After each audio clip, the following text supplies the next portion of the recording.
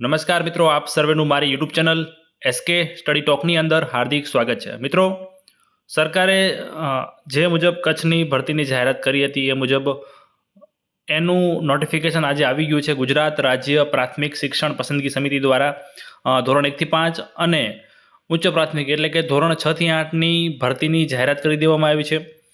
આ વખતે વિષયવાર જગ્યાઓ સાથે કેટેગરી વાઇઝ જગ્યાઓ સાથે નોટિફિકેશન આપવામાં આવ્યું છે. તમને ખ્યાલ છે કે ધોરણ 1 થી 5ની જે આપણે સામાન્ય જે ભરતીની જાહેરાત થઈ છે 1 થી 5 હોય કે 6 થી 8, એમાં વિષય વાઇઝ કેટેગરી વાઇઝ જગ્યાઓની હજી સુધી માહિતી આપવામાં આવેલી નથી. પણ આ જે ભરતીની જાહેરાત થઈ છે એમાં વિષય વાઇઝ કેટેગરી વાઇઝની જગ્યાઓની લિસ્ટ સાથે સાથે આપી દીધી છે. આપણે જગ્યાઓ જોઈએ તો ધોરણ 1 થી 5માં સામાન્ય એટલે કે જનરલમાં 1191, એસસી કેટેગરીમાં 183, એસટી કેટેગરીમાં 197, એસસીબીસી કેટેગરીમાં 669, ઈડબ્લ્યુએસ કેટેગરીમાં 250. એમ કુલ સરકારે જે 2500 ભરતીની જાહેરાત કરી હતી એ 5000ની ભરતી જે ઓલરેડી ચાલુ છે પ્લસ 2500 એટલે કે ટોટલ 7500ની ભરતી થશે. હવે વાત કરીએ 6 થી 8ની. 6 થી 8માં તમને પણ ખ્યાલ છે સરકારે ક્યાંક ને ક્યાંક ઉમેદવારોને નાખુશ કરી દીધા, કારણ કે જે ભરતી ઓલરેડી ચાલુ હતી એમાંથી જ કચ્છને જે ભરતી સ્પેશિયલ કરેલી છે. તો એની અંદર વાત કરીએ તો લગભગ દરેક સબ્જેક્ટમાં સરખી જગ્યાઓ આવેલી છે.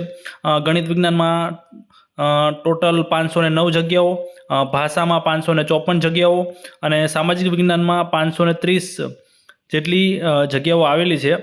તો એમાં પણ એવરેજ દરેકમાં 10% પ્રમાણે, ઈડબ્લ્યુએસની વાત કરીએ તો 10% પ્રમાણે જગ્યાઓ આવેલી છે.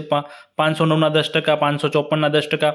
તો એના ફોર્મ ભરવાની વાત કરીએ તો જે કચ્છ સ્પેશિયલ ભરતી છે એના ફોર્મ 12/5/2025થી લઈને 21/5/2025 સુધી ભરાવાના છે. જેવી રીતે અગાઉ તમે વિદ્યા સહાયક ભરતીમાં જે રીતે તમે જે તે જિલ્લાના સેન્ટર ઉપર ફોર્મ જમા કરાવવા ગયા હતા, એવી રીતે આમાં પણ તમારે જે તે જિલ્લાના સ્વીકાર કેન્દ્ર ઉપર ફોર્મ જમા કરાવવા જવું પડશે.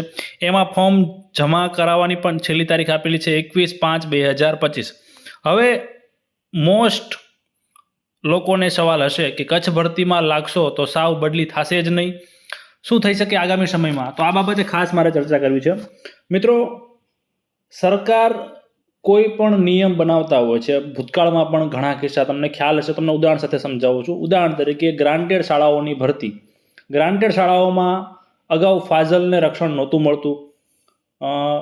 જે વર્ગ છે એ વર્ગનો ઘટાડો થતો, જે શિક્ષક છે એ વધમાં પડતો, ફાજલ થતો, ઘર ભેગો થઈ જતો. સરકારે નિર્ણય બદલ્યો, તમને ખ્યાલ છે. ટૂંકમાં ફાજલનો નિર્ણય જે પહેલાં હતો એ કન્ટિન્યુ ચાલુ નથી રહ્યો. એવા ઘણા ખરા સ્કૂલની અંદર અગાઉના જૂના વર્ષોમાં નિર્ણય લેવામાં આવ્યા છે અને એ રદ કરવામાં આવ્યા છે. તો અહીંયા કચ્છ ભરતીમાં હું એવું નથી કહેતો કે એ રીતની હાવ રદ થઈ જશે, પણ એમાં છૂટછાટ આપશે. ઉદાહરણ તરીકે એક વસ્તુ સમજો કે તમે અત્યારે કચ્છ ભરતી થાય છે, એમાં ઘણા બધા ઉમેદવારો જોડાશે. હવે કચ્છ ભરતીમાં આજથી લઈને 5 કે 7 વર્ષ પછી સરકાર જે જગ્યાઓ બીજી જે રિટાયર થશે કે બીજી એવી કંઈક જગ્યાઓના કારણે નવી જગ્યાઓ ખાલી પડવાની છે, પણ સાથે સાથે સરકાર જે જૂના ઉમેદવારો ઝાઝા વર્ષો થયા હોય તો ક્યાંક ને ક્યાંક કોઈક ને કોઈક 5-7 વર્ષ પછી કંઈક નવા ધારાસભ્ય આવે, કોઈક નવા ડેલિગેટ આવે, કંઈક ને કંઈક નવું રાજકારણીય રીતે બદલાવ આવે, એટલે એ પછી ત્યાંના જે આટલા જૂના શિક્ષકો હોય એમને વતનમાં થોડો ઘણો લાભ મળે, તો એ માટે થોડી ઘણી છૂટછાટ આપી શકે છે. ટૂંકમાં 100% હું મિત્રો એવું નથી કહેતો કે હાવ એના એ જ કાયમ આખી જિંદગી રહેવાનું થશે, પણ સરકાર જેવી રીતે ઘણા, તમે એવું નથી કહેતું કે આ એક ભરતીમાં તમે કોઈ પણ સરકારના જૂના નિયમો જોઈ લો, ભવિષ્યમાં ક્યાંક ને ક્યાંક ફેરફાર થતા હોય છે. ઉદાહરણ તરીકે આપણે એકમ કસોટીનો નિયમ જોઈ લો. કોઈને ખ્યાલ હતો કે એકમ કસોટી સાવ બંધ થઈ જશે? 4-5 વર્ષ એકમ કસોટી વિદ્યાર્થીઓની લેવામાં આવીને અચાનક બંધ કરી દીધી. તો આવી રીતે કચ્છ ભરતીમાં પણ ભવિષ્યમાં આજથી 4-5 વર્ષ કે 6-7 વર્ષ, 7-8 વર્ષ પછી સરકાર છૂટછાટ બદલી બાબતે આપી શકે છે.